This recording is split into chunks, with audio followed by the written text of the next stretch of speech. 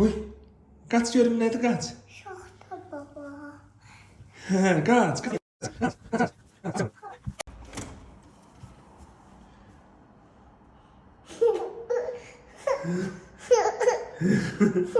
Götür görək hədiyyəni. Götür görək. Gəl qoy. Dayan.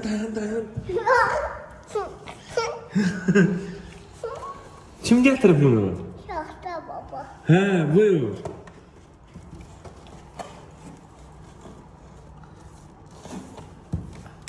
Gedemə.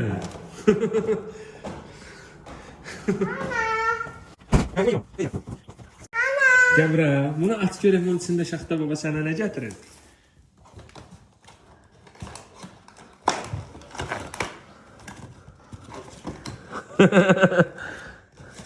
Başqa şeylər də gətirib. Nədir o?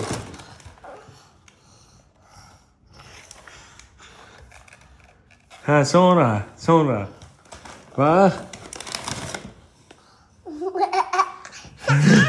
Bax, alma qurusu. Ala. Sonra. Bu nədir? Mantar. Bakışadı. O da sokudur. Başqa nə gətirib? Şaxta baba sənə qar dənəciyi göndərib. Onları qoy yerə, bunu götür. Və maralın göndərib.